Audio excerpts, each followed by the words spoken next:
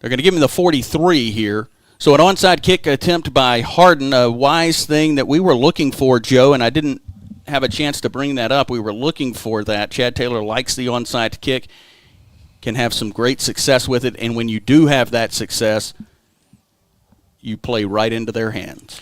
Sorry about that. I was trying to fix the score on the scoreboard. I'm a monkey, and I can't really walk and chew bubble gum at the same time.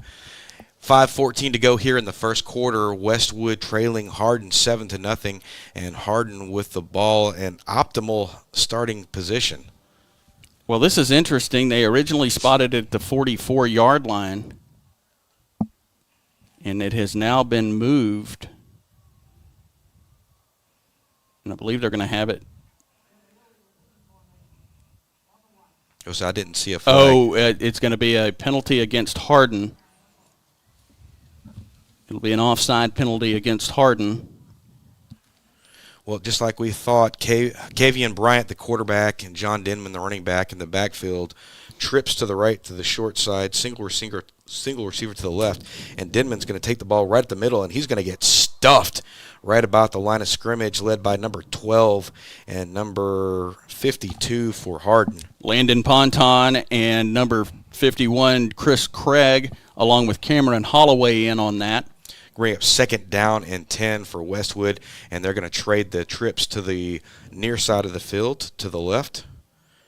And this time they're going to hand the ball off to Denman again, and he's not going to find a bunch of room, but he will pick up a few. Going to get pulled down by number 51 for Hardin. Chris Craig. Actually, they're going to give him about 6 yards on that carry. That's going to bring up third down and a long 4. They've moved down to the Hardin 41-yard line, far hash mark. Westwood working from right to left or south to north. Bryant in the shotgun, and he's going to look to his left, little bubble screen, number 3 with the reception, and he's going to get smoked by number 12 right at the 39-yard line. Landon Ponton, a name we'll call a lot tonight, as he is not ever very far away from the football. That's going to bring up fourth down and 2 for Westwood. They are on the Hardin 39-yard line near hash mark. Doubles to the left, trips to the right, empty backfield for Bryant. And he's going to call his own name. He's going to go up the middle, almost gets tripped up and breaks a couple of tackles before finally getting pulled down by number 1 and number 12. Landon Ponton. And that'll be at the Hardin 27. Almost had him in the backfield. That's going to give them a fresh set of downs. Here at the 3:48 mark of the first quarter, Westwood trailing Hardin 7-0. Going to go empty set again.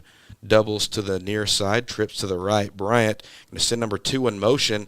He'll take the jet sweep across, and he will get picked up by, it looks like, number 10. And that'll be a couple of yards on the pickup. Trevor Jones for Hardin. That was Boston Anderson with the run for Westwood. Bring up second down and about 7 as they're on the Hardin 24-yard line. And now they've moved to the far hash. Chris Craig also involved on that stop. 3:12 to go here in the first quarter. Bryant quickly throws it out to number 10 near the sideline, breaks a tackle, and dances his way up to just inside the 10-yard line. And that'll be another first down pickup for Westwood. That's David Russell with the reception for Palestine. Chris Craig was blitzing on the right side and couldn't quite get there in time as Bryant flung that ball quickly. That'll drop the chains and give Westwood first and goal from the Hardin 9-yard line. Far hash mark. Again, 2 backs in the backfield. Denman right next to Bryant on his right. And he will drop back. Bryant under some pressure, rolls out to the left, looks for some running room, and he's going to find pay dirt. And just like that, Westwood responds at the 2:52 mark. 9-yard touchdown run from the sophomore quarterback, Kavian Bryant, and he's pretty special. I believe he's a top 100 player in the state of Texas, and that drive right there showed just what a kind of athlete he was. Hardin in for a dogfight all night long, and I think they knew that, and both teams responding in kind. 2:52 as they await the We've got a penalty marker down, Joe. It's going to be holding against Westwood. And I was thinking that could be a situation. I did not see the flag actually fly. That is a big penalty. As Bryant was under pressure quickly, and then all of a sudden a hole on the left side opened up. We know why now. That's going to pull them all the way back to the 18-yard line, and they'll redo that 1st and goal from the 18. Good news for them. Bryant drops back, looks to his right, and he's going to get a lot of pressure from this Hornet defense. They flush him out to the left, and he's still on his feet, and he finds the end zone again after escaping several Hornet defenders. And looking to make sure I don't prematurely call it a touchdown, there's no penalties on the ground. So now at the 2:30 mark, that will be an 18-yard touchdown run for the sophomore Kavian Bryant as they get set up for their extra point attempt. As Bryant was scrambling, I thought there could have been a flag thrown for holding as one of the Hardin linemen was tackled, but the official did not see that. And number 12 doing the kicking, Aiden Mendez. That's going to be up and through the uprights. And just like that, Westwood comes back even. At the 2:30 mark, both teams score. It's 7-7. We'll be right back.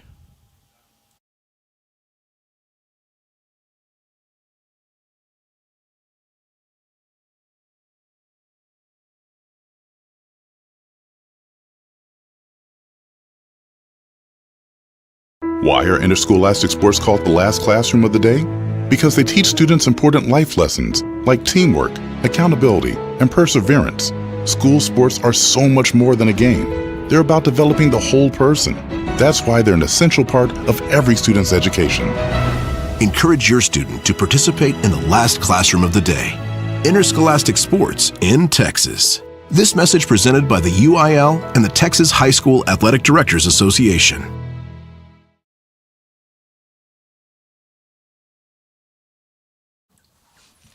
Welcome back, Hardin Hornet fans, and it is 2:30 to go here in the first quarter. Both teams knotted up at 7. Kavian Bryant with an 18-yard touchdown run on the left-hand side after the big holding penalty erased a touchdown play on the previous play. Now getting set to kick off. They'll be kicking off from their 40. Westwood will be back deep for the Hornets.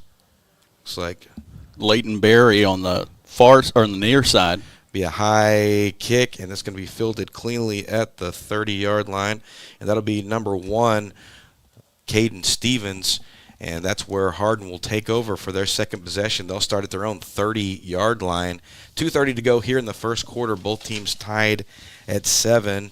Hardin getting on the board first, a 1-yard touchdown run from number 23, Xander Woods, and they chewed up a bunch of clock. And then pretty quickly, about 2.5 minutes, Westwood comes back, and Kavian Bryant scores on an 18-yard touchdown run. That one after a holding penalty that negated the touchdown run he had made on the previous play. We'll get back to work. Whitehead under center. Foot to foot is Hardin. A little double wing. Jones in motion. He'll take the ball left-hand side, follows blocker, still on his feet. And another fine set of blocking. Number 77, Brennan Noonan, leading the way for the Hardin Hornets. Drew Long on the other side as they were able to open up that seam for Jones. And Trevor Jones with a big pickup, about 6, a long 6, maybe 7 yards on the pickup. Bring up second down and manageable for Hardin. They'll be on their own 37-yard line, and they'll be on the far hash mark. Again, Hardin working from left to right. Whitehead under center. Jones again in motion. He'll take the ball again, follows another big hole. And right now, this Hardin Hornet offensive line is just blowing massive holes through Westwood and sort of having their way, Ross. Jones on that carry was going to bounce out a little further left, but that option closed out, and he quickly adjusted and moved back inside there where there was a little bit of room he could slither through. 1:35 and counting here in the first quarter. 1st and 10. Hardin on their own 42-yard line, middle of the hash mark. They're working from left to right or north to south. We're at Randall Reed Stadium for this opening round playoff game. Whitehead, he'll call his name, and he'll push forward. Looks like he's going to pick up about 2 yards on the carry. That'll bring up 2nd down and 8 as they get up to their 43-yard line. Just about a minute to go in the first quarter. So far, both offenses have had their way, and this could boil down to who has the ball last, Ross. The way this one has set up, and I go back to that drive for Westwood, I thought I saw some things that could be exploited by Hardin the next time Westwood has the ball. Whitehead under center sends Jones in motion. Jones, left-hand side, skirts out this time, looking for some green territory, and he gets it. And he's going to be close to a first down. He's going to get dropped by number 3, Boston Anderson. He'll be about a yard short of the first down pickup. Bring up 3rd and 1. They're going to get into Westwood territory at the Palestine Westwood 49-yard line. They'll be on the far hash mark, and we are almost out of quarter here. They may let this quarter end. A good first quarter for the Hornets as they came ready, as we believe they would. A Chad Taylor team always ready at the opening kick. We will be back 7-7, Hardin and Westwood.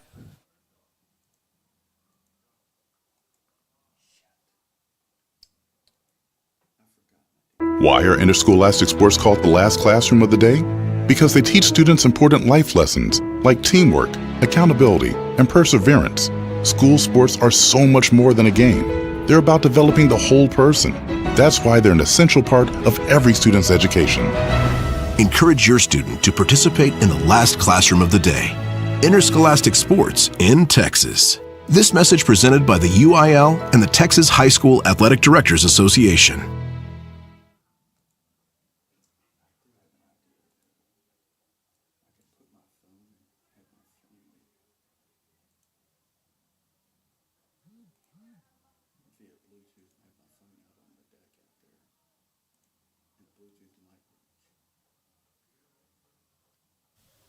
Welcome back. Start of the second quarter. Hardin and Westwood.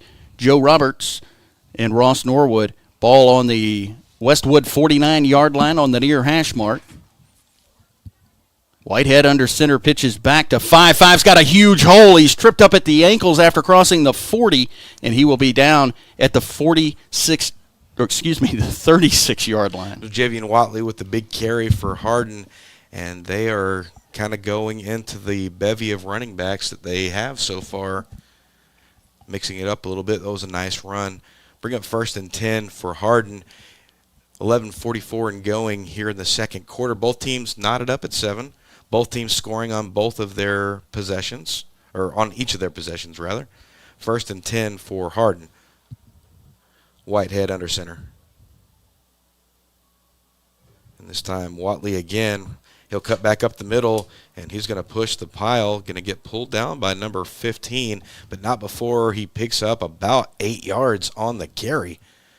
The offensive line for Hardin working hard and opening up some big gaps for these ball carriers. We got for 2nd down and 2 for Hardin, and they'll be on the Westwood, it looks like 28-yard line, far hash mark. Hardin waiting for the play to come in. And that's Whitehead going to rake the huddle.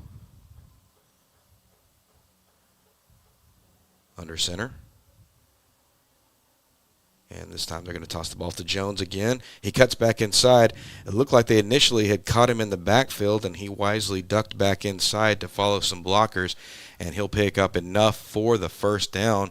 They'll be on the Westwood 25-yard line, 1st and 10 for Hardin. 10:35 and counting here in the second quarter. Hardin 7, Westwood 7.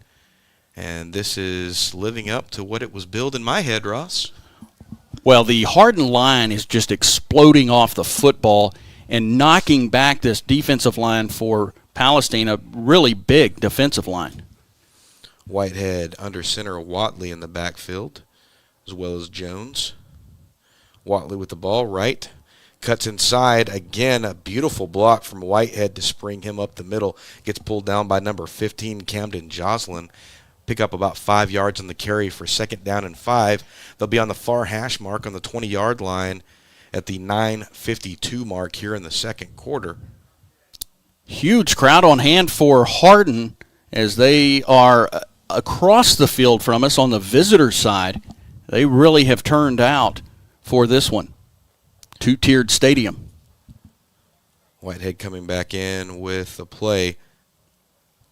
Watley and Jones in the backfield. Watley in motion, and they're going to come underneath. This time Jones to the left, and he's all alone on the left-hand side, and that's going to be touchdown. Hardin at the 9:20 mark. That's going to be a 20-yard touchdown run for number 10, Trevor Jones. Really the first time tonight Hardin has shown any deception, and boy, did they catch the Westwood defense off guard. They were all moving inside, believing that the ball carrier was going to be going inside, and then Jones just turned it up once he got around the corner. Well, that's the value of this offense. You can have some deception if the offensive line's willing to work, and that is going to be a blocked point after attempt. And that, unfortunately, is going to leave the score at 13. Westwood 7. We're going to take a quick commercial break, and we will be right back. Timeout. All right. Remember, we're a team that plays together. Listen, the winning will take care of itself. We just have to get everyone involved. In interscholastic sports, we celebrate what makes every one of us unique. And in the pursuit of a common goal, everyone in the huddle, in the bleachers, and in the community comes together. This message presented by the UIL and the Texas High School Athletic Directors Association.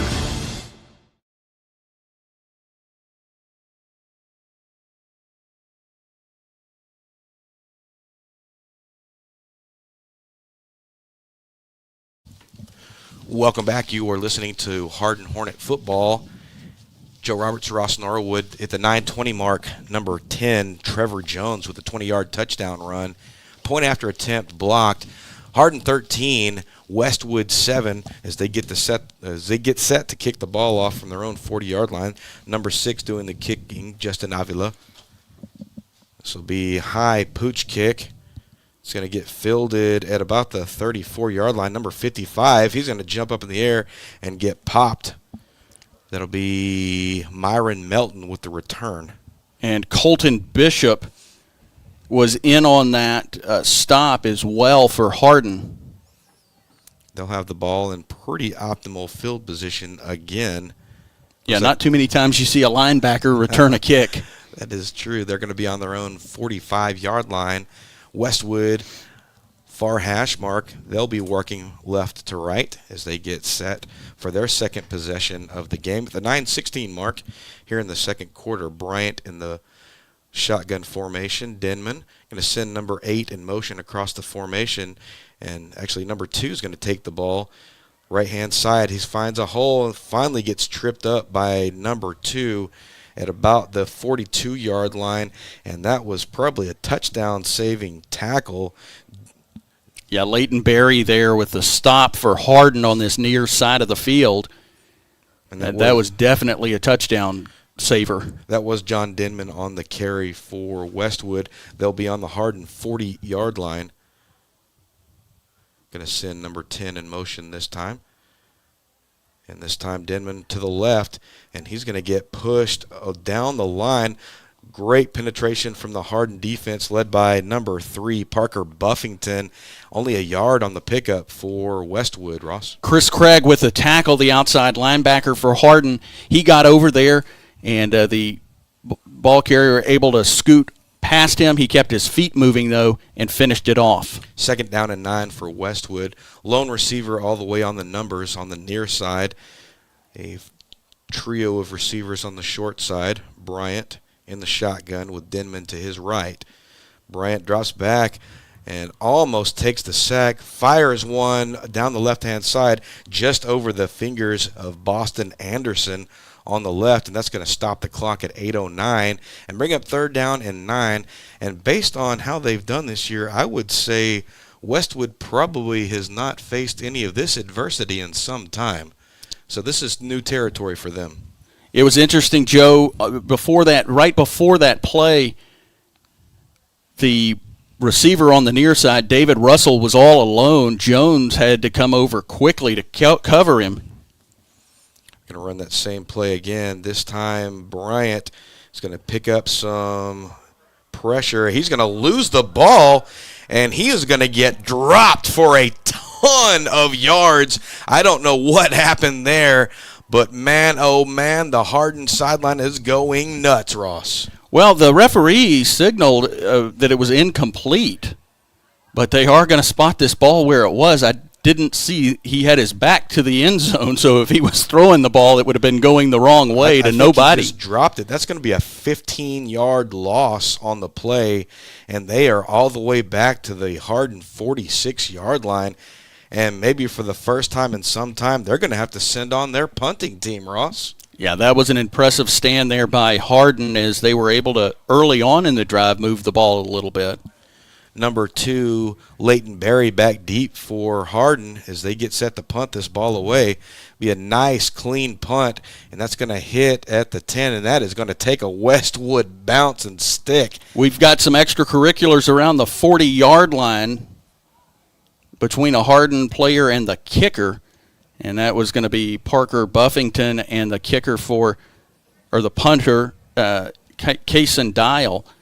No flags. They were doing some wrestling there. Well, no matter what, that was a very nice punt from Westwood, and that's going to pin Hardin on their own 3-yard line. It looked like it was going to hit and then just roll into the end zone, and it just stopped. They're going to be 1st and 10 from their 3 near hash mark. 7:13 to go here in the second quarter. A massive defensive stop from Hardin, and they'll take over for their 3rd possession of the game. And it feels like they have run out a whole bunch of clock, and they have been getting a lot of pressure defensively on Bryant. Saw that a little bit on the first drive. Bryant was able to evade, but at this time they were able to knock him down. Whitehead under center. This time Woods, right-hand side, finds some running room, pushes through the pile, and he is going to get pulled down at about the 13, close to picking up a 1st down, but more importantly, a massive amount of breathing room for them.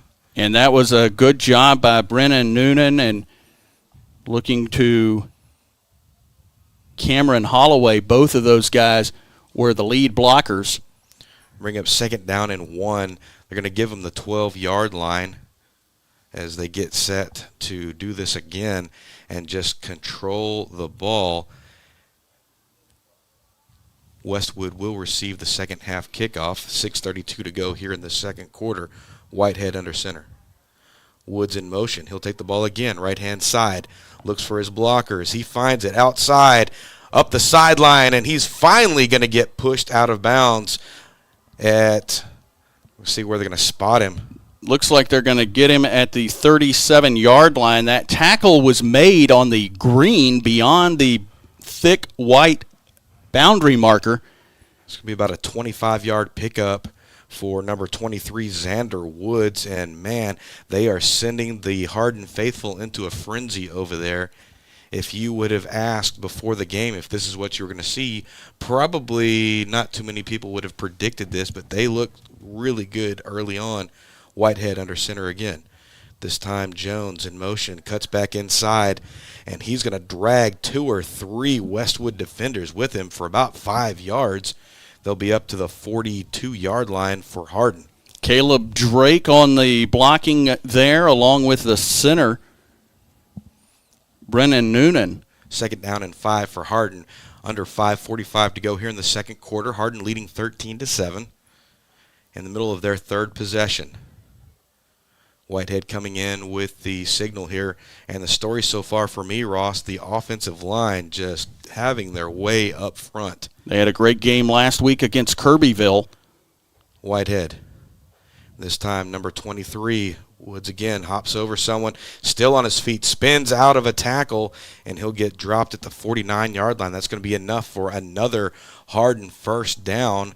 Be 1st and 10 from the Hardin 49-yard line. 5:15 to go here in the second quarter, Ross. Caleb Drake lead blocking for Hardin on that play, and it's pretty physical. He was being double-teamed, and he was able to hold off both of the Westwood guys trying to slow him down.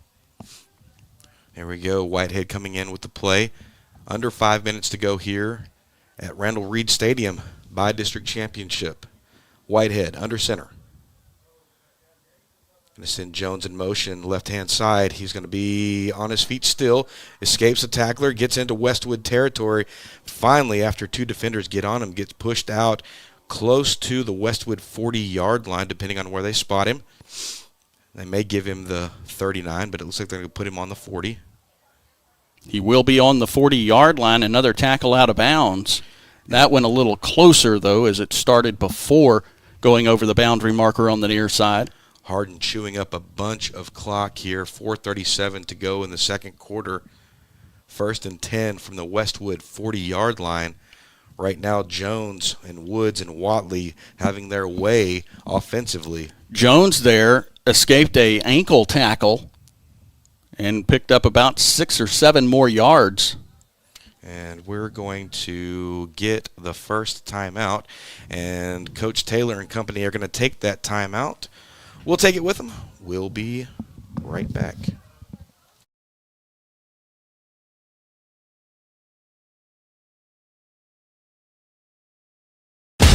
Attention high school sports fans, are you an armchair official? You know, the parent or fan who constantly yells at the referees and loves to let everyone know just how bad you think they are. Well, if you think you could do better, then get in the game and prove it. It's time for you to suit up and make the calls where they actually count. Every sport in Texas needs more officials. Sign up today at highschoolofficials.com.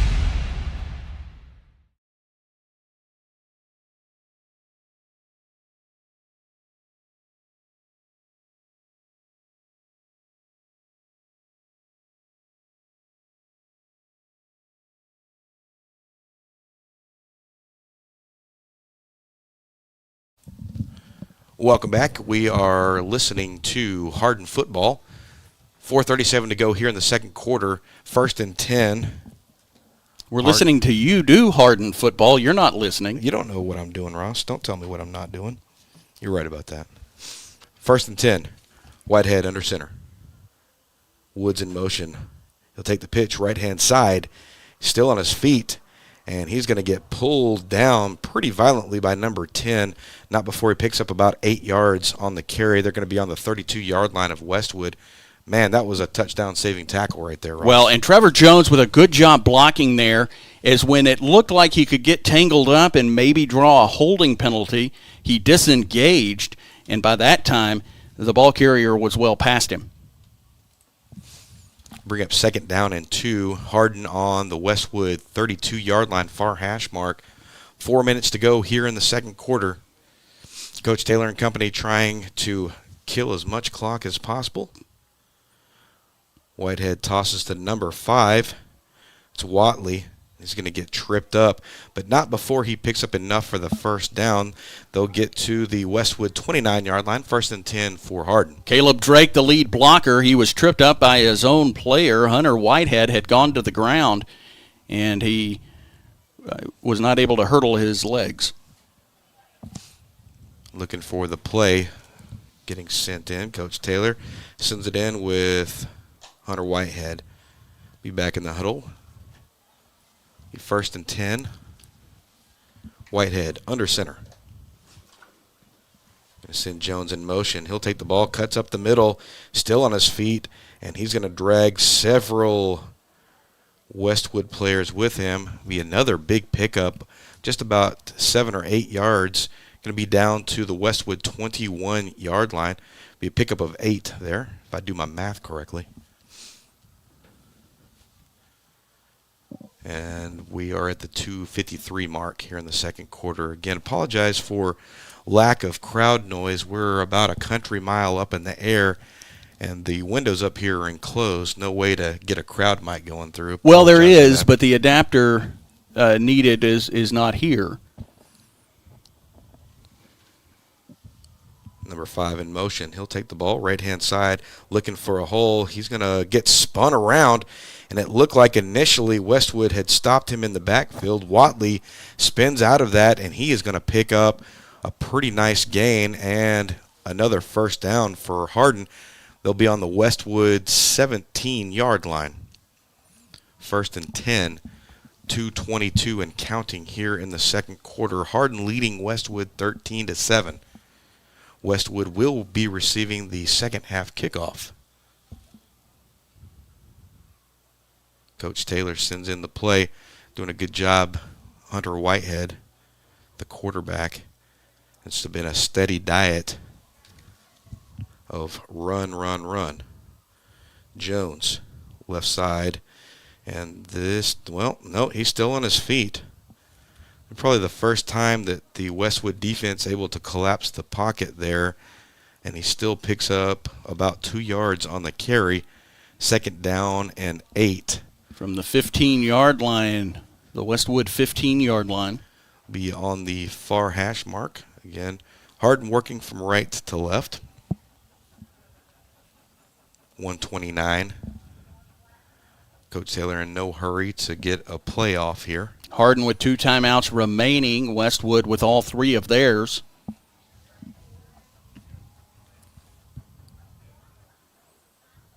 Watley in motion.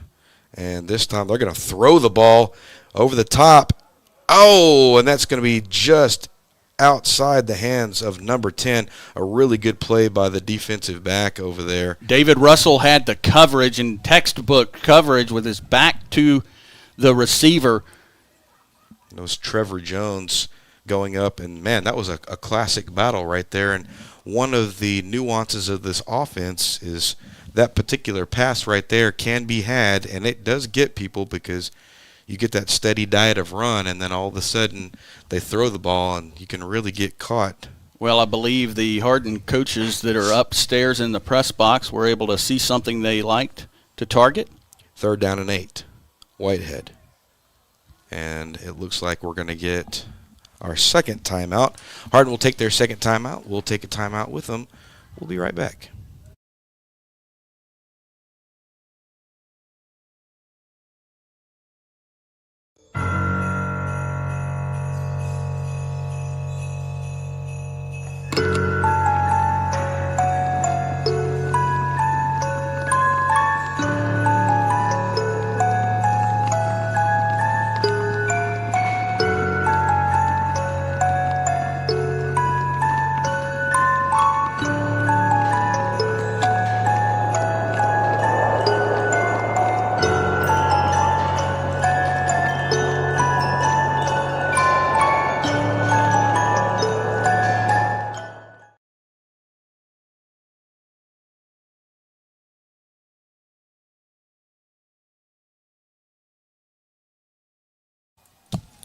And we're back.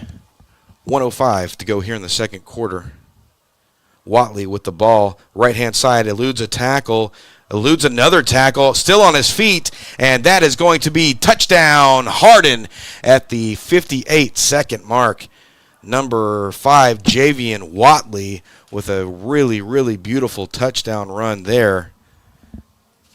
And, Joe, that was another great job of downfield blocking by the Hornets, disengaging when they needed to disengage so that they didn't draw the holding penalty.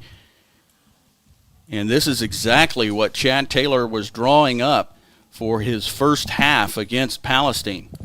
Well, they'll send back on Whitehead here. They're going to go for 2. Yeah, missing the extra point. It was blocked on their last touchdown. 58-second mark. Whitehead under center. Watley. Whitehead underneath, and that is going to be Trevor Jones coming back underneath left, and that is going to be 2-point conversion. Good at the 58-second mark. We're going to stay here. We're not going to go to a commercial. That's going to pull the score up to 21. Hardin and 7 Westwood. And man, oh man, Ross, I know we said this before we went on air. Who would have predicted this right now? This is what, talking with Chad Taylor before the game and talking with some of the coaches, this is what they wanted. They wanted to be able to control this football, keep it away from Bryant on the offense for Westwood, and that is what they have been able to do in this first half with 58 seconds remaining. Still an eternity for Westwood. They have all 3 timeouts, but the big play here was that stop that prevented them from scoring. Jerry Mahosky giving for the Vindicator was just showing me numbers. And 14 carries for Trevor Jones, 121 yards. And I believe Jerry he's in the box next to us. Just letting us know Westwood has only ran 11 plays in the entire half. So with 58 seconds left, Westwood with 3 timeouts and a dangerous offense. This return team for Westwood pushing way in, anticipating a short kick. Now they expand a little bit. It's going to be a low squibber, and that's going to get fielded at the 28-yard line. And still on his feet, number 10, and there's the first flag that comes in. This has been a fairly flag-free affair. It's going to be a block in the back against Westwood. I would imagine that's exactly what it's going to be. I mean, that's what I saw, a block in the back. Now they're going to discuss it and see if maybe somebody else saw something different. Head linesman standing on the 50-yard line. The flag is now being moved to the 50. It was down on the 49-yard line. That kick was off the ground.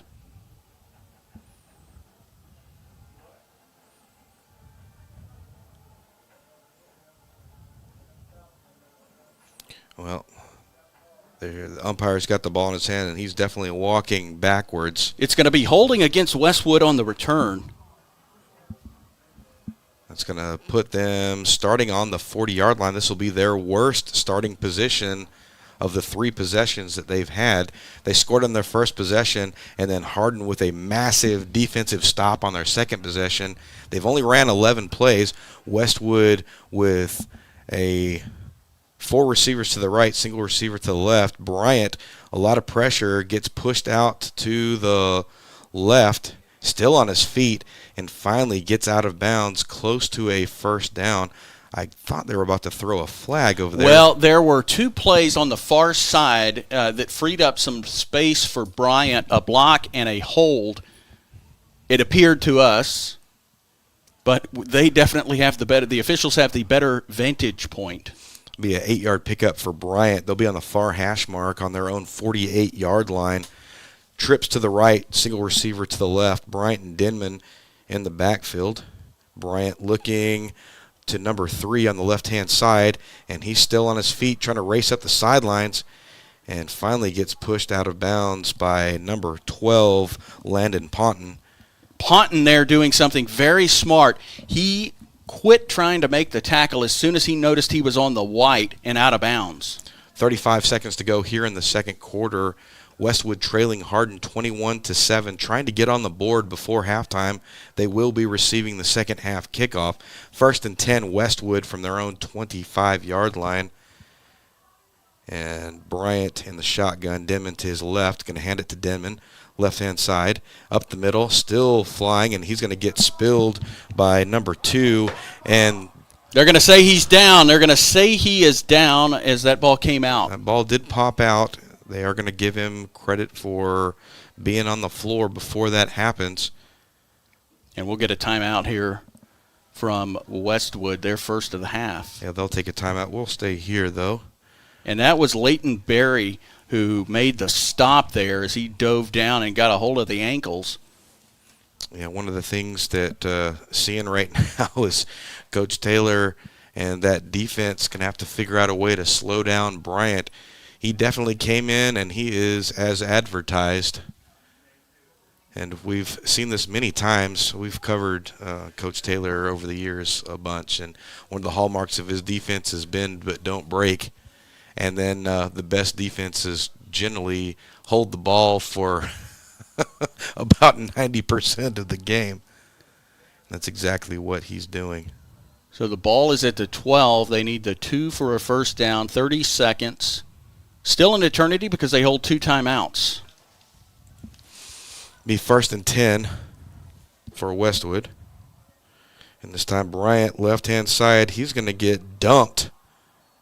Not very much. He may have gotten back to the original line of scrimmage.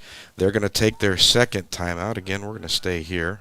Luke Cade and Brennan Noonan with the combo stop there as they got him down. They had been down on the carpet, and they were able to pull him down. And that looks like they are going to get a loss on that, maybe of a yard. It's going to bring up 2nd down and 11 for Westwood. They're going to be on the Hardin 13-yard line, far hash mark.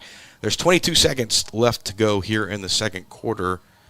Hardin leading 21-7 here in this first stanza of action. And really, the playbook for Westwood is wide open with 22 seconds, 1 timeout remaining.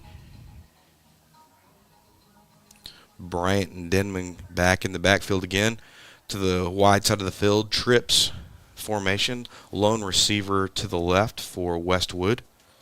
And for Westwood, this is a very crucial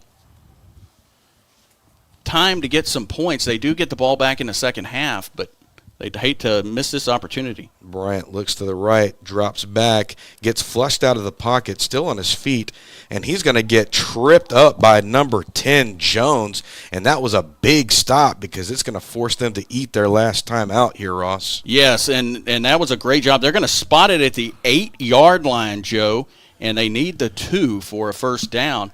And now, with 11 seconds, no timeouts remaining. Yeah, that's going to be, I think, probably a non-starter as far as that goes. They probably have time. Well, depending on what they do, they might have time for 2 more if they pick up the first down. But I don't know. This may be the last one. Yeah, 11 seconds. If a play, it would have to be a very quick play and a tackle. 3rd down and about 6, but they can pick up a first down without scoring. They are on the Hardin 8-yard line. And Coach Taylor having a little last chat with his defenders as they step back out onto the field. Bryant, the quarterback, the sophomore quarterback, with Denman, the vaunted running back. Far hash mark, trips to the right. Lone receiver to the short side. Denman in motion.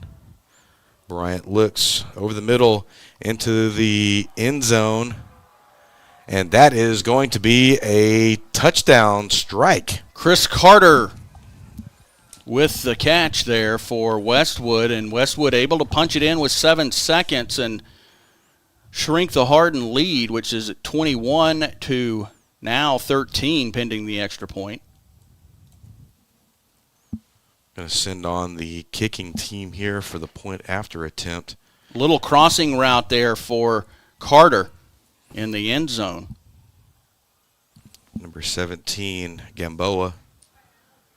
And that will be up and through, and they will pull back within a score of Hardin with 7 seconds to go. And, man, this is – I think this is going to be a nail-biter all night long, Ross. You said it at the top of the broadcast about being one of those games where whoever has the ball last, and you really were pulling for Hardin to be able to get a stop there, but a good job by Chris Carter crossing over the middle of the field in the end zone to make that catch as he was falling down. Well, one of the things that has been most promising is that the Hardin defense has gotten a bunch of pressure on Bryant. It's just he's such a great athlete. When they flush him out of the pocket, he's been able to find a lot of running room. But whatever they're doing, it's working so far as they get ready to kick this ball off again. 7 seconds to go here in the second quarter. Hardin leading 21-14. 8-yard touchdown pass from Kevian Bryant. We'll give you some scores from around the area at halftime or throughout the night. Have not gotten to do that yet. Be a high kick, and that is going to hit and go out of bounds. That'll be a penalty at the 7-second mark. That is be a 5-yard mark off there, but yeah, I doubt they're going to make them re-kick this. They'll probably down the ball and head it to the locker room. I would think so. I mean, there's just too many things that can go wrong unless you wanted to try some kind of a pass play, but you still have that ball be at the 30-yard line, the Hardin 30-yard line. Westwood has looked a little flustered so far tonight. We'll see what they can do at halftime for adjustments. 1st and 10 from the Hardin 30-yard line. Whitehead under center, and they are set up exactly to just kneel this ball and get out of here and take a lead into the locker room. At the end of the first half, the Hardin Hornets leading the Palestine Westwood Panthers 21-14. And what a game we've seen so far. When we come back, it will be kickoff time, and we're going to do something a little different here. I'm going to see how much time they're going to give them for halftime. I'm not going to end the stream, but I am going to go silent for about 20 minutes or so and see if we can figure out how to get a crowd mic run through here. Again, you are listening to Hardin Hornet Football. I'm Joe Roberts. Ross Norwood will be back in just about 20 minutes.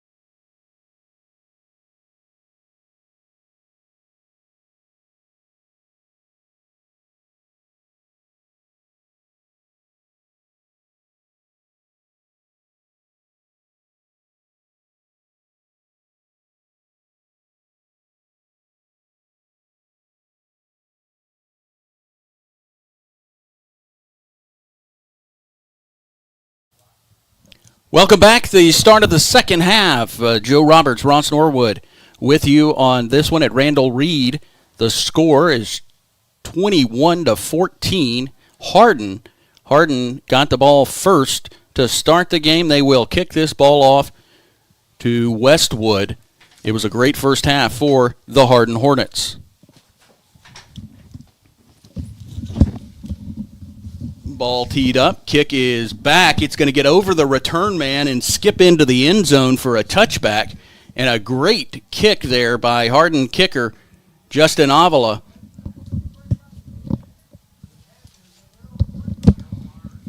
We're trying to get a crowd mic, and Joe Roberts, my partner, and Richard Ewing, our partner during the Liberty broadcast, is on the phone trying to help get Joe to connect some copper. We've cut some wires, but so far no good. But this drive will start in the middle of the field at the 25-yard line for Westwood.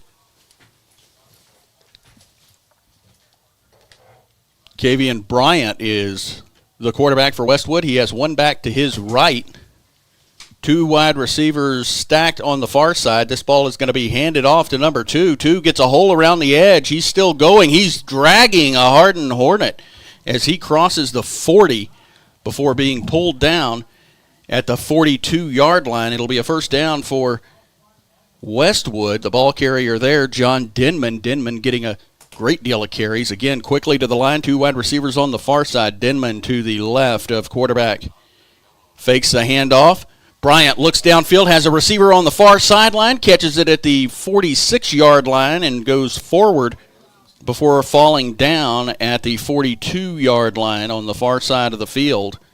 And another first down, and Westwood quickly moving this ball down the field. In a 21-14 Hardin lead, just the start of the second quarter. This ball is incomplete. It is dropped. A screen pass to the left side. The intended receiver is Kaysen Dial, and I have done a nice job of thoroughly confusing everyone. It is the third quarter, 11:29 to play. Westwood trails Hardin 21-14. Ball at the Hardin 42-yard line. Bryant with two backs in the backfield in the shotgun and hands this ball off to Denman. Denman almost taken down behind the line, still under trouble. He is going to be eluding some tackles. He's now got the edge along the far side of the field across the 30. The 25-20 still running, and he will be taken down just before getting into the end zone. We'll see where they spot him. And they are going to spot it down at the 3-yard line, and that one looked like they were going to get him a couple of different times in the backfield. And a huge run. And at the Hardin 3-yard line now, first down and goal, 11:13 to play. Hardin leading Westwood 21-14 in the third quarter. Ball on the far side of the field. A receiver on each side of the field. Two backs in the backfield. This ball is going to be handed off to Denman. Denman again off to the left, eludes the Jones attempt at a tackle and into the end zone. And that'll be a touchdown and a quick score by Westwood. And it is 21-20 pending the extra point from Westwood. Scoring that touchdown was John Denman.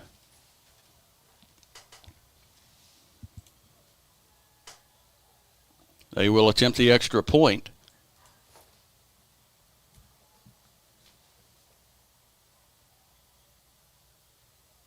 Snap is back. Hold is down. Kick is up, and it's end over end through the uprights.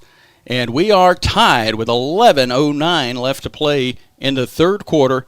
Hardin and Westwood in the Bi-District Championship game at Randall Reed Stadium in New Caney, Texas.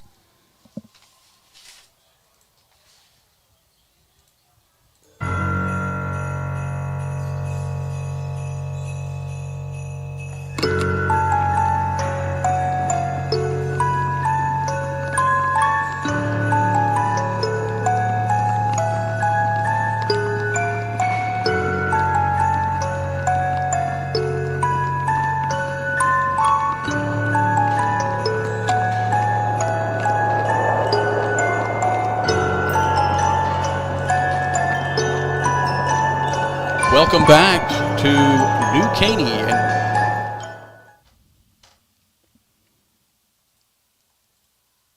Welcome back to New Caney, Randall Reed Stadium, in a 21-21 game with 11:09 left in the third quarter. Westwood scoring on their first possession of the half.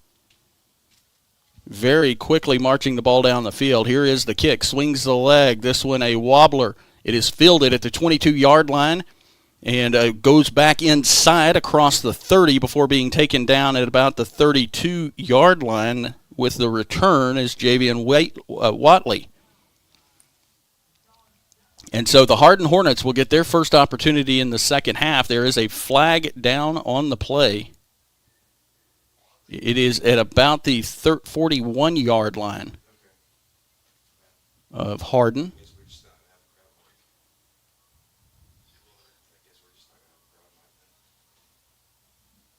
Although there is a flag, the penalty has not been marked off. The flag at the 41 sits there. Ball in the center of the field. Whitehead under center. Puts a man in motion from a left to right. Ball pitched back to that man in motion. Goes right. Cuts back inside. And he is going to get across the 35-yard line to the 36-yard line. On first down, and a nice pickup there by Hardin on first down. 10:42 remaining in the third quarter. A 21-21 game. Hardin gets back to the line quickly. Whitehead goes under center. Tight set for Hardin. One back to his left and right. This ball going to be pitched back over to number 23 across the 40. Holds up, and he is going to be pushed out of bounds after he crosses the 43-yard line, it appears. And the ball carrier for Hardin is Xander Woods. And that is good enough for a first down as that ball is moved up to the 43-yard line on the far hash mark.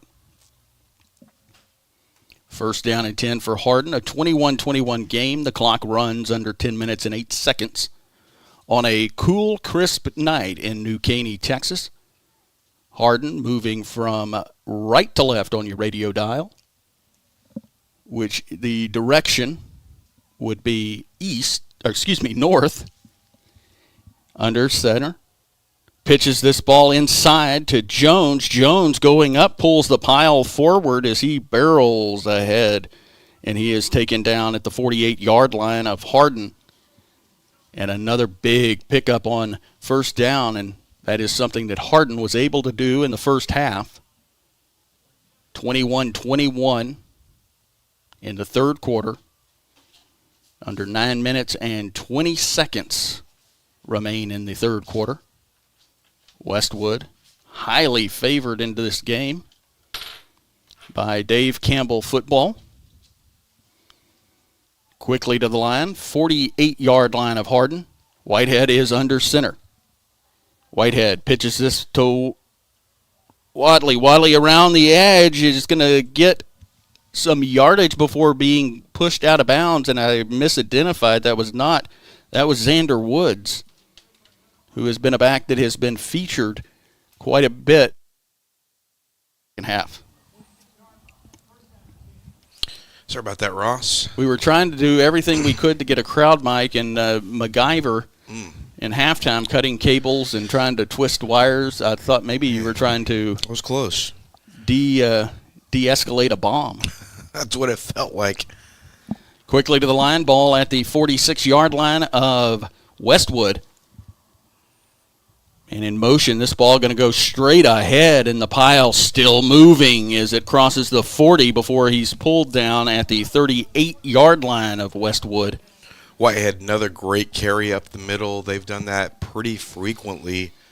And, man, he's got a strong pair of legs. And that offensive line has been a very, very good thing for Hardin tonight in this one so far. 8:23 and counting in the third quarter of a 21-21 game. Hardin a phenomenal first half as they went into the halftime with a 21-14 lead. Westwood got the ball to start it. Ball on the far hash mark at the 38-yard line of Westwood.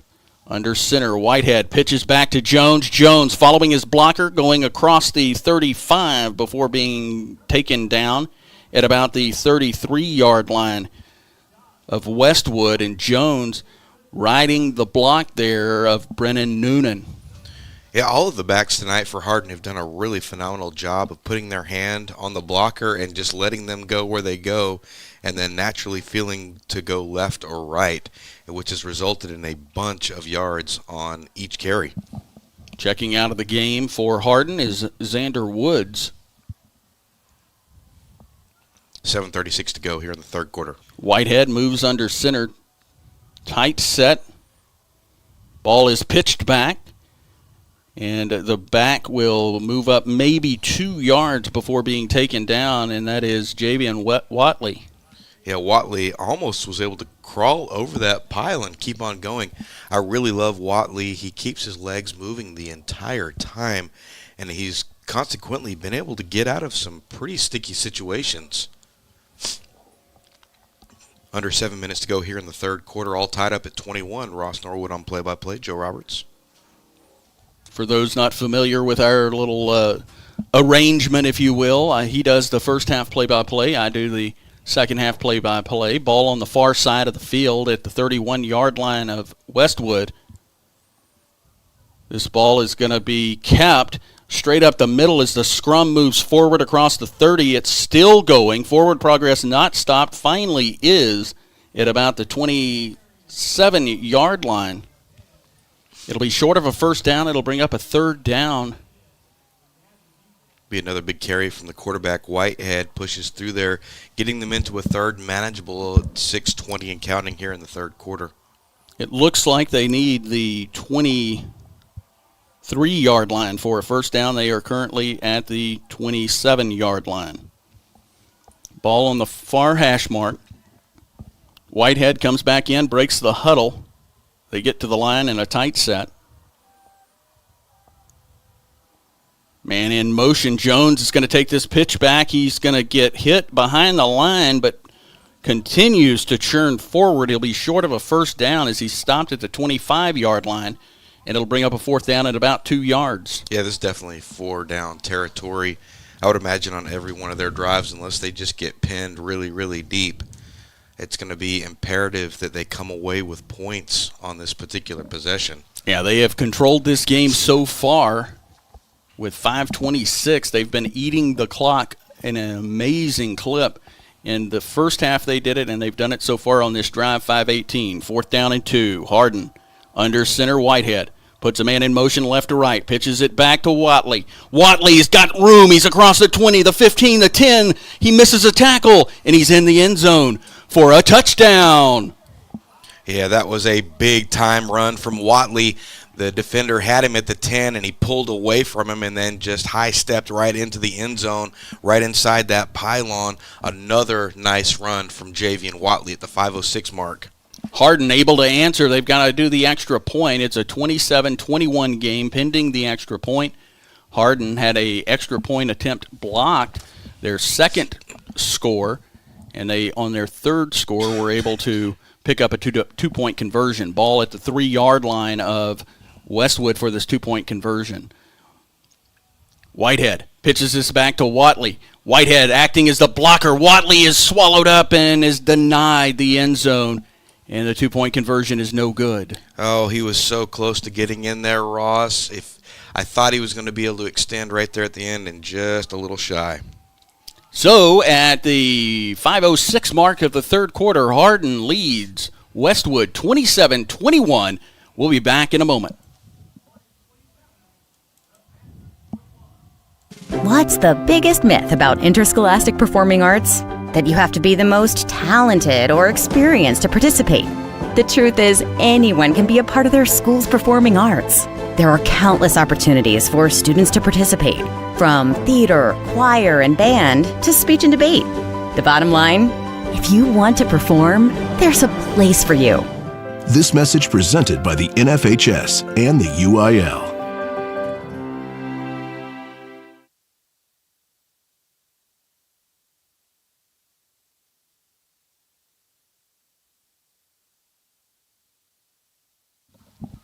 Welcome back, Randall Reed Field or Stadium at New Caney ISD. Beautiful facility here. Hardin leads Westwood 27-21. Both teams scoring on their first possessions of the second half. Hardin went into halftime with a 21-14 lead over Westwood.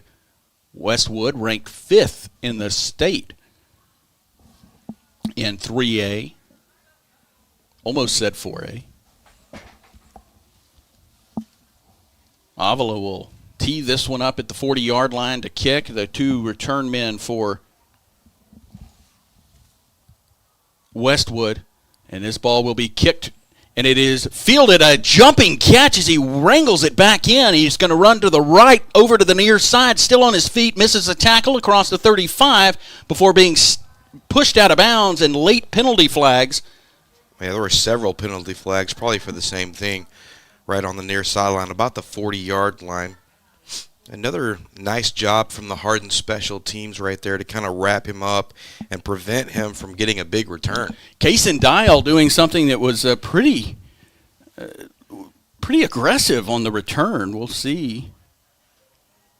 I don't know, Joe, if you saw the call. I don't know that he's made it yet. I've been watching for him. It will be a face mask against Hardin. Well, that's a different turn of events. I was not expecting I was that. thinking there was maybe a block in the back there. Well, that's going to extend that into Hardin territory, and so they're going to have another great starting spot at the Hardin 48-yard line on the near hash. 4:57 to go here in the third quarter. That is only the second penalty on the Hornets tonight. Ball on the near hash mark. Bryant fakes the handoff to Denman. He's going to pull it away and try to go forward. He gets up to down to the 45-yard line of Hardin before being tackled by Chris Craig. Yeah, Chris Craig, Landon Ponton in on that, and Ponton almost able to punch that ball out of Bryant's hand. Again, I know we said this in the first half. I don't know that they've seen this kind of football all season long. Very physical Bryant with the man to his right. This time he hands it off to Bryant. Bryant runs left. He cuts back inside. He's got room before being drugged down at about the 21-yard line. It's John Denman with the big run. If he fell forward, it's going to be at the 15-yard line of Hardin. With 4:22, the clock stops on first down, 27-21. Hardin. Yeah, Hardin right there. This is multiple times they've been right there in the backfield, and he's such a great athlete, able to skitter away at the last second. Shotgun formation. Bryant, screen pass to the left. It is caught. A Hardin defender misses him before a Hardin defender gets him down, but not before he falls inside the 10-yard line down to the 9. That was Dial with the reception, and number 1, Caden Stevens with the stop. And that's another great stop from Hardin. That was a touchdown-saving stop. 3:44 and counting here in the third quarter. Comes back to the line, empty backfield. 2 wide receivers on the far side, 3 on the near side. In a 27-21 game. Hardin comes across the line. They are going to get Bryant, but not before he picks up a few yards as he gets up to the 7-yard line. As number 22 leading the charge is Jackson Ponton. Ponton came diving across the line about the time that ball was snapped. 3rd and short. It's about 3:10 to go here in the third quarter. One back to Bryant's left. That's Denman.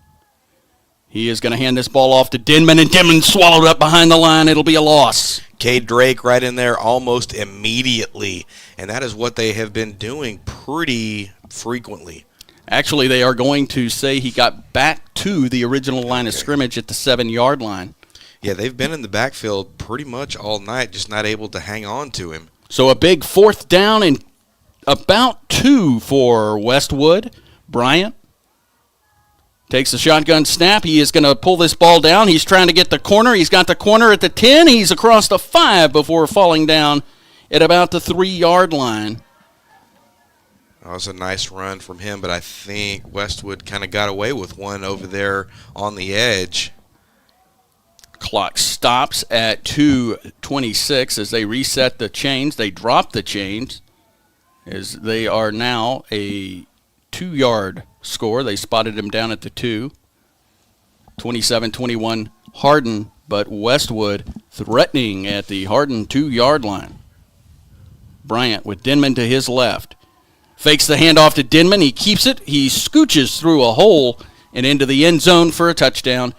And it is now tied 27-27 pending the extra point.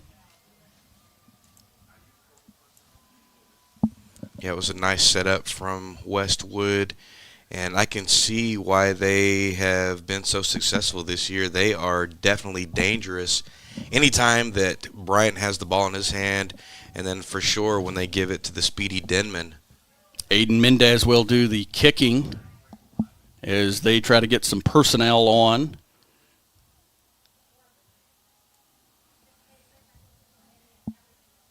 Dial will hold. Snap is back, hold is down, kick is up, and it wobbles through the uprights. And it is 28-27 Westwood with 2:05 left in the third quarter. And Joe, for the first time tonight, Hardin has trailed. They have. Hardin trails. They trail. They're going to come back here when they score. It'll be a 2-point conversion time. Like we said a while ago, Ross, the Hardin Hornets defensively, they have actually looked pretty good.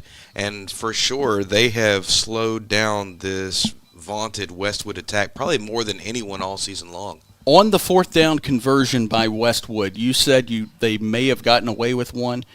What was that? When they were trying to get the edge there, they had their tackle came through there, and it looked like he pushed one of the defenders in the back. To me, a mile away it looked obvious, but on the field it may have been blocked out. But that's something that I would like to keep track of. They've actually been fairly penalty-free throughout this entire game, both sides. Jaden Pacheco will do the kickoff for Westwood, back deep for Hardin at their own 20-yard line on the far side. I cannot see the number. He will not turn. And both of those return men are backing up to the 15, and this is a short kick angling to the right. It is fielded by a Hornet. They have got a good return going as they are across the 40, and he is tackled well out of bounds. No flags. That is pretty wild that there wasn't anything thrown on that. That was Stevens with the return for Hardin. I mean, he was on the other side of the white when they hit him, and the linesman was right there, but I guess he did not see that. Hardin will start their drive at their own 43-yard line. 2:01 to go here in the third quarter. Hardin trailing for the first time tonight, 27-28. First down and 10 as the Hornet offense comes back out on the field and quickly gets to the line. Whitehead quickly under center, one back, moves the man in motion left to right, pitches this ball back. He is across the 45, still on his feet before he is taken down at the 49-yard line. And some extracurricular activities along the far hash mark.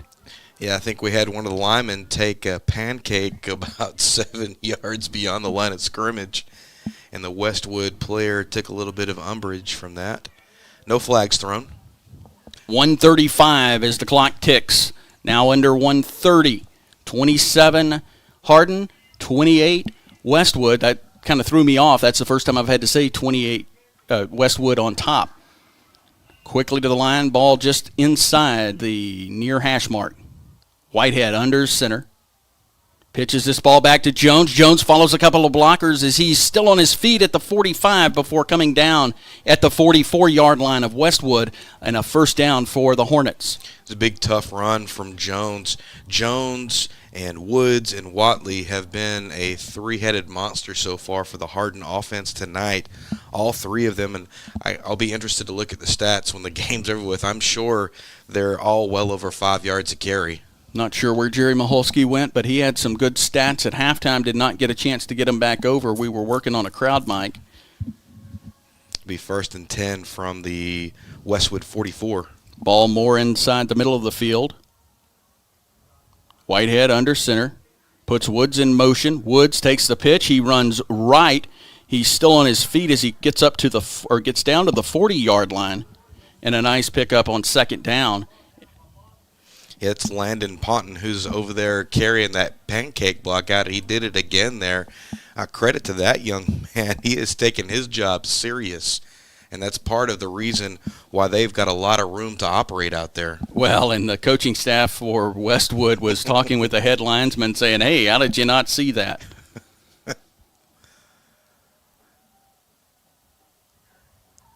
It is second down. They changed the down box. That's going to do it for the third quarter, Ross. And that will do it at the end of the third quarter. It went by so fast, if you blink, you'll miss it. It is Westwood 28. Your Hardin Hornets 27. Back in a moment.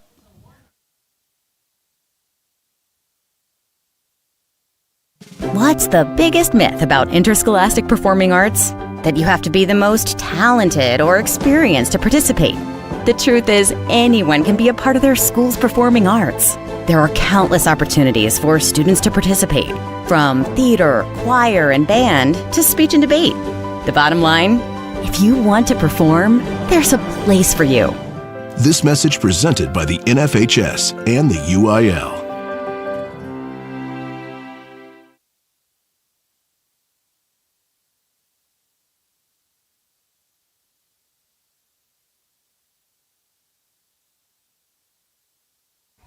Welcome back. The start of the fourth quarter. Hardin and Westwood. Westwood with a 1-point lead, 28-27. Hardin with the football in Westwood territory at the 40-yard line, moving left to right. Whitehead on the near hash mark. Hands this ball off to Woods. Woods tries to follow a couple of blockers, and he's going to move forward to about the 39-yard line. Man, he has done just an exceptional job of spinning out of trouble. 36-yard line, excuse me. 11:41 in the fourth quarter, and boy, wouldn't it be nice if Hardin could put together an 11-minute and 34-second drive. Well, now 32 seconds. Tillery and Noonan over there on that offensive line have just done an exceptional job of blocking for the backfield tonight. Tight set for Whitehead, who moves in under center. One back directly behind him. Jones in motion right to left. This ball handed off to Jones. Jones is wrapped up around the waist, but not before he crosses the 35 and gets down to the 34-yard line and should be close to a first down. Well, that was probably the first time, and I think they're going to give him the first down. That's probably the first time that I've seen the defensive line of Westwood kind of get on the inside of those pulling guards for Hardin, which is why he only, air quote, picked up 3 or 4 yards that time. Well, we haven't seen a whole lot of tackles by the waist either. No. A lot of one-handed tackles to get them at the ankles or so forth. So first down and 10 from the 39-yard line of Westwood. Whitehead under center. Jones in motion right to left. Pitch back to Jones. He runs left. He's got the corner. He's across the 30, the 25. He's across the 20. Still on his feet at 10, 5. Touchdown, Hardin. And I don't see any flags. That was a phenomenal touchdown run from Jones. And what was even more phenomenal to me, number 61, Luke Cade, he was chasing from the offensive line spot, and you could tell that he felt that he was about to commit a penalty, and he pulled his hands back instead of pushing down the defender, which would have brought that touchdown all the way back. So that was a high IQ play from the offensive line for Hardin. Hardin retakes the lead 33-28, pending the extra point attempt. They're going to go for 2. Whitehead moves in under center, tight set. One back behind Whitehead. Jones, another pitch out to the far side, and Jones is going to be taken down just short of the conversion. And it will be 33-28. In the fourth quarter with 10:46 to go, Hardin has the lead.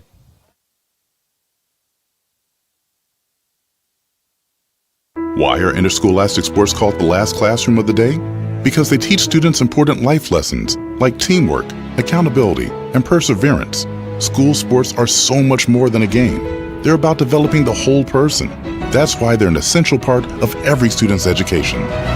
Encourage your student to participate in the last classroom of the day.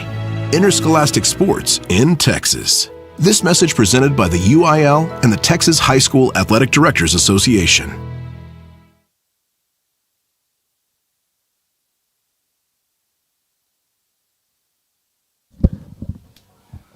Welcome back. Fourth quarter, Hardin and Westwood. Hardin has a 33-28 lead after scoring just a moment ago, as they will get ready to kick this one back off to Westwood. Doing the kicking tonight for Hardin is Justin Avila. This has been a very fast-paced game. I don't think we've only seen maybe 2 or 3 passes all night long from either team. David Russell is the return man on the far side, and the return man on the near side is Trevi Hollis. They both back up. Hollis on the near side has his heels on the 20. This ball is booted. It is over the head. No, he catches it at the 5. He is going to keep going forward. He's across the 20 along the sideline. He's got green space, so he steps out at the 30. That's a nice kickoff from Hardin. A pretty good kick return defense there. And that was Russell on the far side, the return man. That's going to prevent Westwood from having really nice field position. Although with the way they've been explosive, it hasn't seemed to matter too much outside of that one drive. 10:38 to play in this one. Hardin with a 5-point lead, 38-28. Westwood brings out their powerful offense. They start at the their own 30-yard line on the far side. Bryant with a back to his left. That's Denman. Bryant steps back, drops back, has a receiver wide open across the middle of the field at the 50. He's on his feet. He's across the 40. Hardin brings him down inside the 35 at about the 34-yard line. And just as soon as I say it, they throw the ball, number 10, David Russell. And to his credit, he caught the ball at about the Hardin 45 and then tacked on another 15 yards with some pretty nifty running. Bryant brings him to the line quickly. He's ready to snap the ball again. Out of the shotgun, he fakes the handoff. Screen pass to the right side. He's got a man. He's across the 20, flag down, a 10, 5, touchdown. Westwood, but there's a flag at about the 21-yard line, so we'll see what this one is. It's Chris Carter on the reception there. And, man, they have got a number of potent weapons at their disposal. And that could explain why he was able to jet free a hold against Westwood, that flag at the 21-yard line. But a big pickup, it'll be enough for a first down.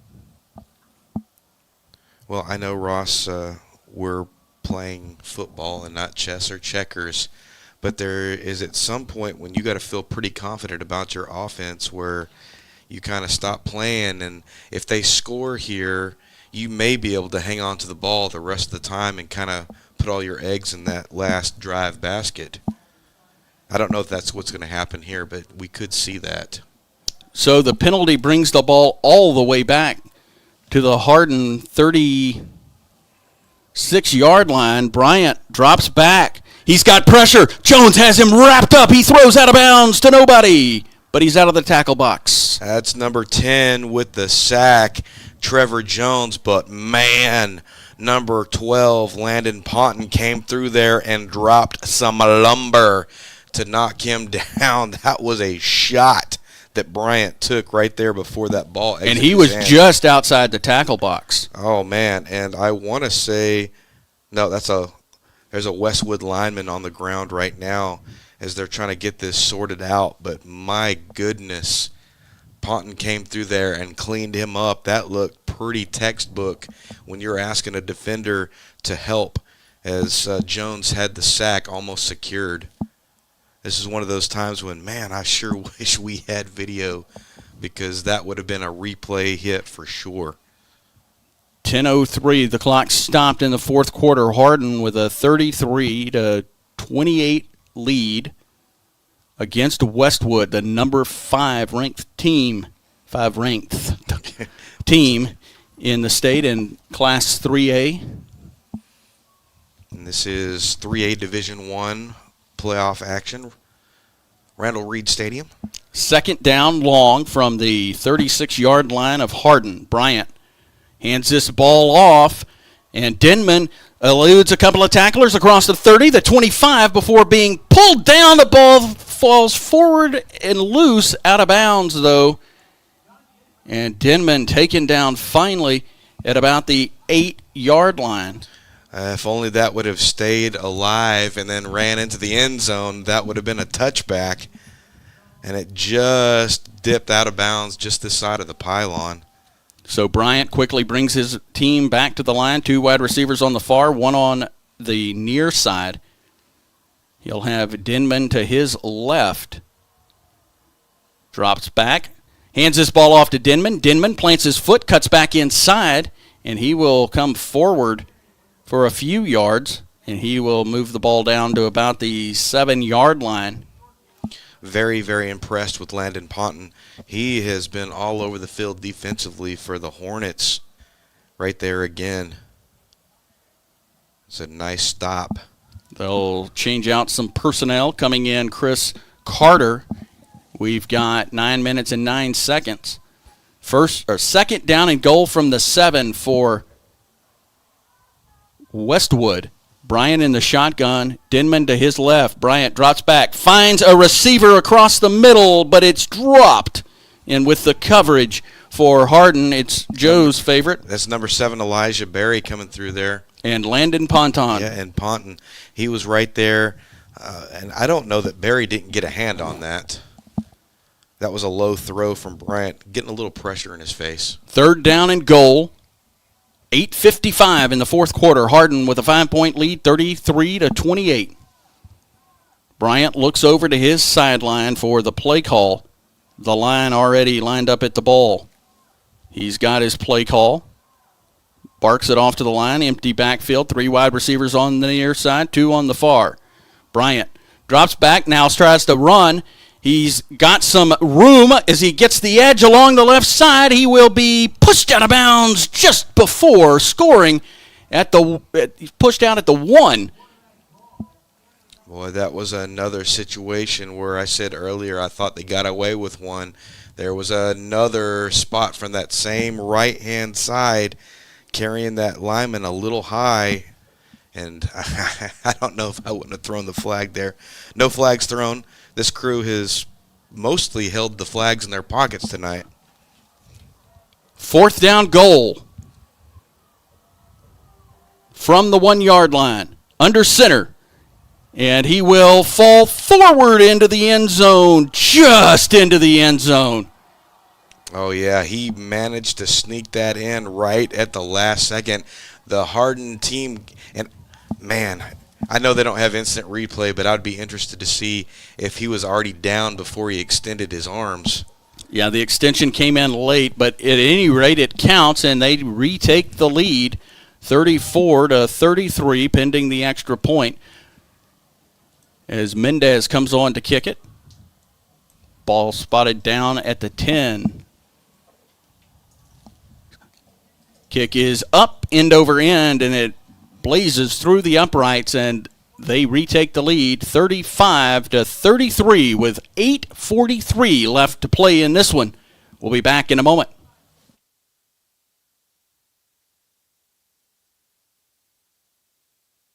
Timeout. All right. Remember, we're a team that plays together.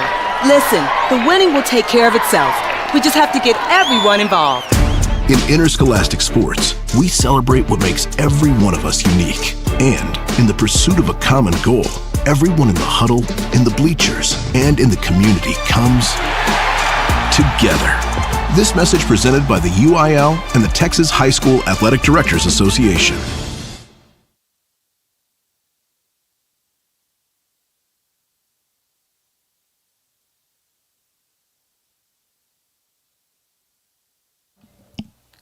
Welcome back. Randall Reed Stadium in New Caney, Texas. Your Hardin Hornets trail the Westwood Panthers 35-33 in the fourth quarter with 8:43. Ross Norwood, Joe Roberts. Pacheco for Westwood will do the kicking. Back deep for Hardin, you have Barry on the near side. As this kick is off to the far side, it's going to be fielded at the 11-yard line by the return man who comes across the 30, cuts back outside to the 35 before being spun out of bounds at about the 39-yard line. We'll see if they give him the 39 or 40. And they are going to give him the 40-yard line, and that's where Hardin will start their drive, trailing by 2 points, 33-35. Yeah, both teams scoring on every one of their possessions except for Westwood. They got stopped on one possession. And then the difference here, Hardin with two failed two-point conversion attempts here in the second half. And that's the difference. But these teams have been going toe-to-toe all night long. Ball at the Hardin 40-yard line on the far hash mark, moving left to right. Whitehead climbs in behind center. Tight set. Jones in motion, right to left, gets the pitch. Jones going left, cuts back inside, and he will get up to the 43-yard line. And a 3-yard pickup on first down. Yeah, it's a nice little run from Jones. Been doing it all night long.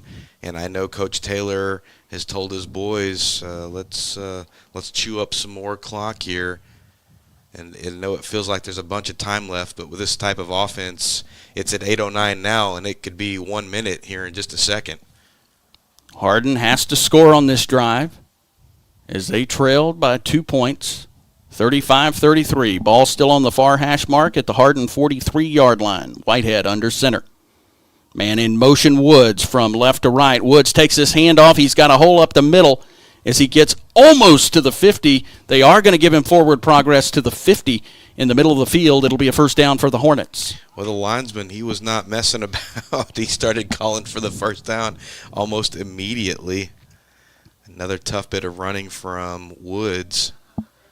Yeah, Xander Woods and Trevor Jones both have been impressive. Haven't seen Watley too much in this second half. But he has been impressive when he has touched the ball. Here is Whitehead. He comes back in with the play. Ball in the middle of the field at the 50-yard line. Excuse me, I'll get it right. Jones, right to left motion, gets the pitch back. He gets across the 50, and he will give him the 49-yard line, a 1-yard pickup on first down. It'll be second down and 9 from the Westwood 49-yard line. 7:07 left to play, and the clock continues to run. 35-33, Westwood. Yeah, that Westwood defensive line that time able to kind of blow up the offensive line and get through while they were trying to pull and break that hole open. Local scores. Final. Houston Sterling faced Barbers Hill in Mont Bellevue, and they fell to Barbers Hill 84-13. Middle of the field at the 49-yard line of Westwood. Whitehead climbs under center, pitch back to the left for Jones. Jones looking for the corner.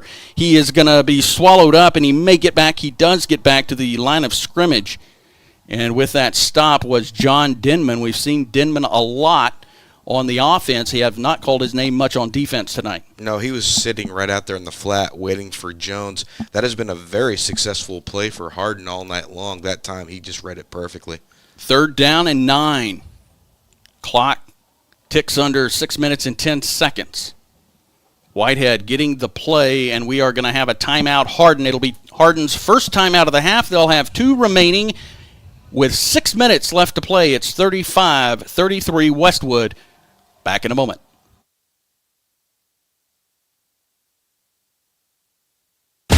Attention high school sports fans, are you an armchair official? You know, the parent or fan who constantly yells at the referees and loves to let everyone know just how bad you think they are. Well, if you think you could do better, then get in the game and prove it. It's time for you to suit up and make the calls where they actually count.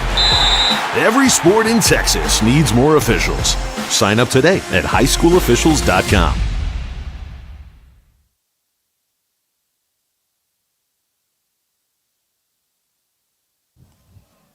Welcome back. Fourth quarter, 6:05 is left on the clock. They put on 5 seconds in the timeout. It's a big third down and 9 from the 49-yard line of Westwood. Whitehead for Hardin gets under center. Jones from right to left. It is going to be a reverse. Drops back, throws, flag down, in and out of the hands of the Hardin player at the 50, and this is going to go against Hardin. It'll be a hold. Oh, that was a double reverse screen pass right there. You don't see that too often. And they will mark that one off in a very jubilant defense for Westwood, as that'll mark off 10 yards. They're going to decline that. Oh, it'll bring up 4th down. That's correct. Yeah, they'll decline that. Man, and he had a bunch of green in front of him. I think he just tried to turn and run with that before he had the ball secured. Well, so Hardin, a holding penalty that's declined. That is only their 3rd penalty of the game, 2 in this second half. Ball is at the 49-yard line. And we are going to have a little discussion here from the officials.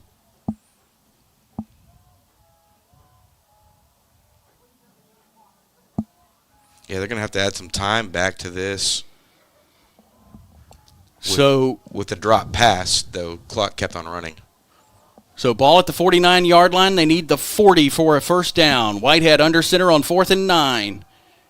Whitehead pitches this back to Woods on the right side. Right side, he's trying to get the corner, and he's going to step out of bounds at the 44-yard line, and that's well short of a first down. Yeah, I'm not really sure why he stepped out of bounds right there. I must not have been aware of the line that he needed to get to.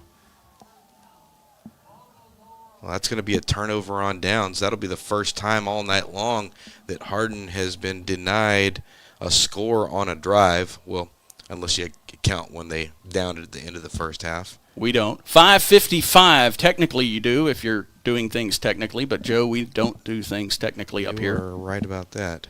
And that is tough because Hardin trailing by 2 to the 5th-ranked team in 3A Division I, Westwood. And Westwood with the ball at the Westwood 44-yard line. 2 timeouts for Hardin. They're going to have to stop Westwood. Can't let them score. Bryant takes this. He's going to flip it back and option it back to Denman. Denman across the 50. Sprints forward across the 45 before getting inside the 40 at the 38-yard line, and not really what you were hoping for. Now, Colton Bishop with the shoestring tackle right there at the 38 and probably stopped a touchdown from happening. Now, to be fair, this may be a situation that I was referring to where you let them score, you go back out, you score, and then you have to get the onside kick. Bryant in the shotgun. Denman to his right. 2 wide receivers stacked on each side of the field. Ball at the 38-yard line of Hardin. Clock runs under 5 minutes and 25 seconds. Ball is going to be handed off to Denman. Denman sprints forward across the 35 and down to the 33-yard line. Could be number 22, Jackson Ponton, with the stop there. And now Westwood in no real hurry to turn the ball back over to Hardin. You're going to let all of their play clock dry up before they get something going. Man, this has been one heck of a ride so far. A much better contest than I thought I was going to see when we came here. Ball is on the near hash mark at the Hardin 33-yard line. Bryant in the shotgun. 1 back to his right. 3 wide receivers on the far side. This ball is faked to Denman. Bryant still going forward, a little careless with the football. He'll pick up the first down before being pulled down at about the 26-yard line, and he had that football dangling wide out. I thought it was about to get slapped out of his hand there. 4:24 to go here in the fourth quarter. And you are 100% right. Probably the first time I've seen him run like that. 4:15 and the clock runs. Play clock at 15 seconds. So they'll be able to move this one under 4 minutes before they snap it on first down and 10 from the Hardin 26-yard line on the near hash mark. Bryant takes this one. He's going to fake the handoff again to Denman. He's going to charge forward. He's hit but spins forward across the 20, and the referee has thrown his hat. And we'll see if he throws a flag here. Another stop from Colton Bishop, number 9. 3:51 to go here. So they're going to come together here. It's odd. I don't see a flag on the field. He threw his hat. Maybe he couldn't reach his flag.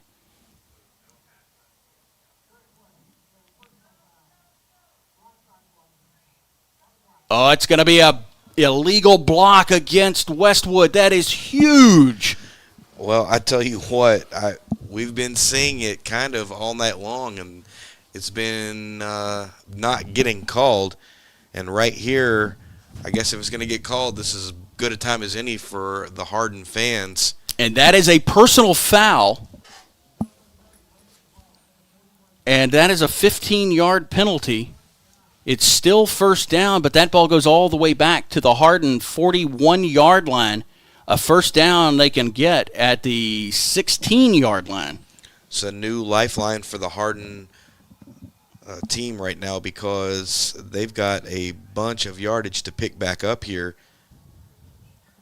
3:51. The clock stopped also on that. Ball at the 41. Bryant with Denman to his right. This time he hands off to Denman. Denman scampers left. He's still on his feet as he is pulled out of bounds at about the 40. No, excuse me. They're going to say the 30. Well, I'll get it right at some point, Joe. Why don't you help me out at the 27? 27. There you go. They're going to get back a little bit of that yardage. They're still facing third or second and extremely long. That was Ponton and Elijah Berry with the push out right there. Clock runs at 3:32, and they're trying to figure out why the clock is running. He stepped out of bounds, and that is a good deal of time that has run off. Ball at the 27-yard line. And we are going to have a stoppage in play now. And they're going to wind it again at the 3:16 mark. And the Hardin coaching staff is not pleased about this because that ball should be, the play clock should have been stopped. Bryant pulls this one down, gets across the 20, but they'll tell him he's down at the 21-yard line, and we are going to have time called at 2:59. Chad Taylor is adamant that the side judge go talk to the referee as that clock should not have been running, as the previous play resulted in the player going out of bounds. Yeah, he definitely got pushed out of bounds, and the linesman over here was signaling for the clock to run. The referee was signaling for the clock to run. I think there was some miscommunication over there, and CT stepping past the numbers. Don't normally see him do that, but that was pretty wild. They probably lost about 20 seconds off of that. Oh, they lost more than 20 seconds, Joe, because the play clock got all the way down, and that is Hardin taking a timeout, even though it was not signaled. And that is frustrating for Hardin that much time came off. It'll be a third down. About third down and 5 left for them. They're going to be on the Hardin 21-yard line near hash mark. We're just a shade under 3 minutes. Let's see if they're going to add some time back to this.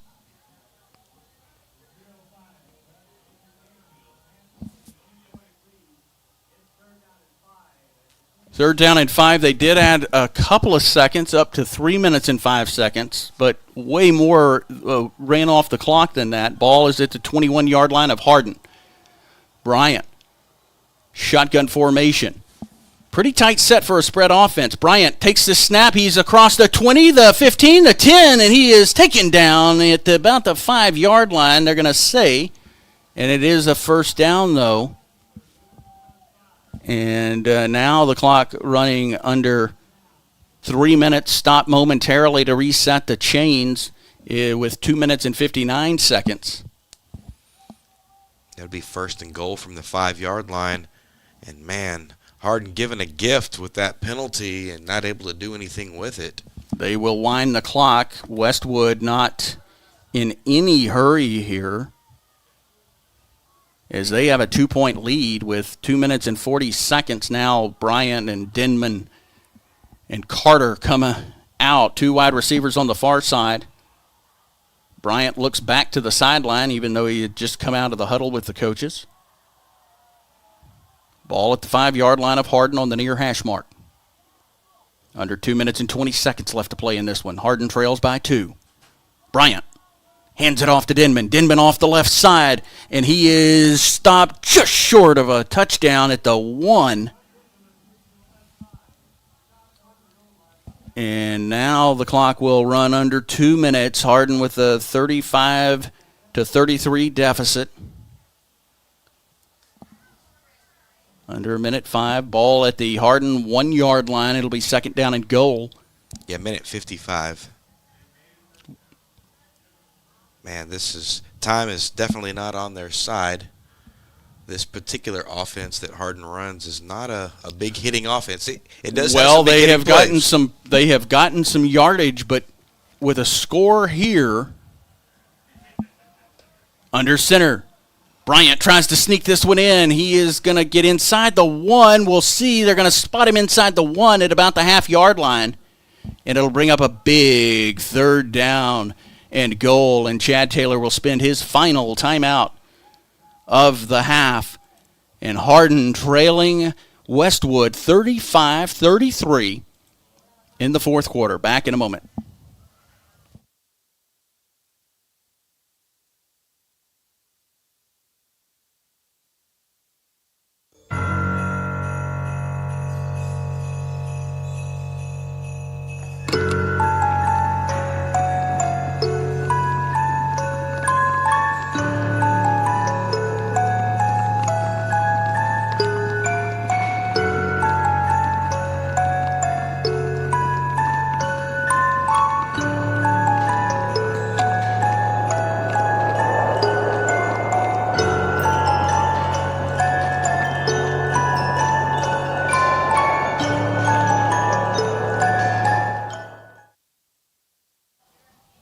Welcome back, Randall Reed Stadium in New Caney, Texas. Hardin and Westwood in the Bi-District Championship game. 1:42 left. Westwood with a 35-33 lead, but the ball is at the half-yard line of Hardin. Hardin out of timeouts. Hardin led this game, most of the game. And the only time Hardin was stopped was on their last possession.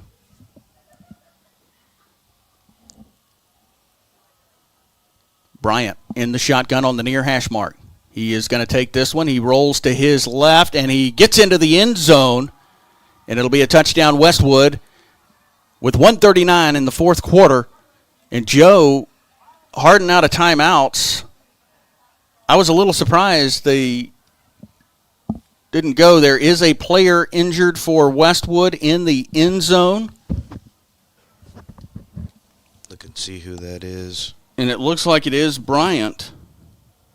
Yeah, he got upended pretty hard right there at the end. He was trying to high step in there and then got flipped.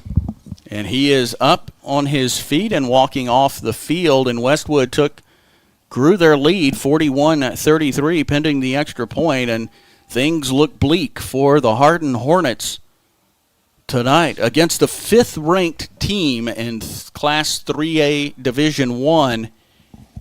Well, you look at the records coming into this game, and I think most people would have predicted that Westwood was going to just walk all over Hardin. Hardin had to have some magic happen for them at the end of the season to even qualify for the playoffs. But, man, they have played exceptional football all night long. Pacheco on for the extra point attempt for Westwood. Snaps back, holds down, kicks up. It's through the uprights, and they now have a 42-33 lead with 1:39 left in the fourth quarter, and we're going to stay with you. I'm getting the motion from Joe over to my left. Yeah, there's only 1:39 left. I don't think there's any reason to step out of here. I think we've seen or heard a lot of the UIL commercials. Everybody's going to be tired of those. That's right. That's exactly right. Well, no matter what ultimately happens, and it looks like Hardin is probably going to fall pending some miracle in the last 139. But we've seen some magic. But man, what a game they have played. Oh my gosh, tonight. they have been unbelievable, and unfortunately they were only stopped once, and they've not been able to stop. They stopped Westwood once in the first half. Well, I tell you, other than the center, that offensive line that they have full of sophomores, and good things are going to be on the horizon for this Hardin football team. The quarterback, Josh Tillery, Hunter Whitehead, he's a junior. Man, they're bringing back a ton for next year, Ross. So we will get the kickoff here. The return men for Hardin inside their 15-yard line. And that's Barry on the near side. On the far side, it looks like it is going to be kicked. This one's kicked to Barry on the far side. Barry fields it at the 14. He comes across the 20, the 25, cutting back inside before he's taken up at the 30. Ball is knocked loose. Well, it wasn't knocked loose. It got ripped out, but they'd already stopped the forward progress at that point, I believe. Interesting. That was a quick forward progress stop. They're going to get together and huddle on this one. Well, I will say that they did that, but I didn't hear a whistle. See what they're doing. Oh, it did look like Barry maybe, and that's what they're going to say. They're going to say he called for a fair catch, which I saw that motion, Joe. Well, if that's the case, they're going to have to add some time back to this clock.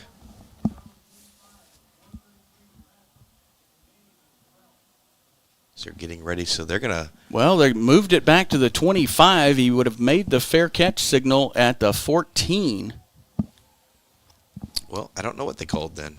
He did make the indication that he had called for a fair catch. Ball at the Hardin 25-yard line in the middle of the field. Hardin trails 42-33. Whitehead under center. Man in motion. This ball's going to be thrown in and out of the hands of a receiver down at the 45-yard line. And they deceived me there, Joe. I was waiting for the handoff.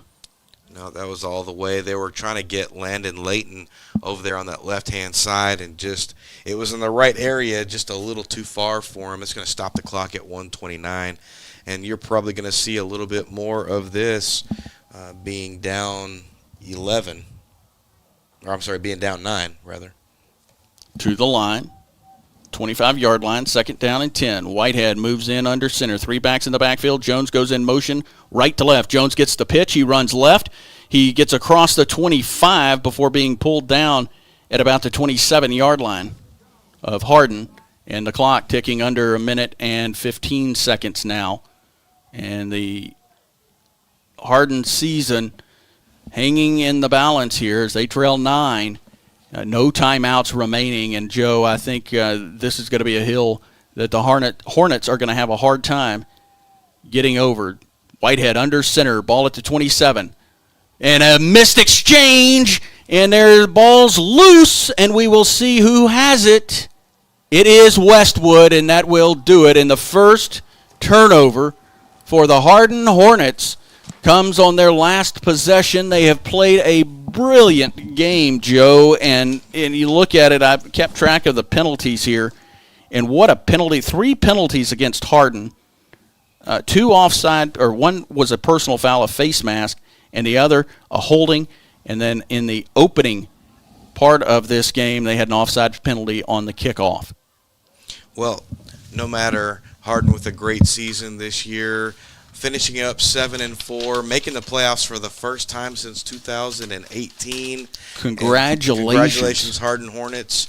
And just a big chunk of this super amazing offense coming back next year, starting with that offensive line, the quarterback, a couple of their running backs, and they're going to be loaded for bear next year, Rob. Well, and this is a game in which they were favored to not win. Favored to not win. I like how you said that. By 27 points by Dave Campbell, Texas football. Yes, they put lines on high school football games. And Bryant will take this one to a knee as the clock will tick under 48 seconds, and they'll be able to snap it one more time. Yeah, Hardin has given Westwood all they could handle and more. Oh, it's been very impressive. And a clean ball game by Hardin. It's been a phenomenal game by the Hornets, who have come so close to taking down the 5th-ranked 3A team in the state of Texas. Yeah, I think tonight was probably the first time Westwood has trailed in a game probably all season long. And that will probably do it, as the clock is now under 10 seconds. We're going to go ahead and call it a night, Joe. Thank you for joining us on the broadcast tonight. For Joe Roberts, I'm Ross Norwood. Y'all have a great weekend, and we'll talk to you next year.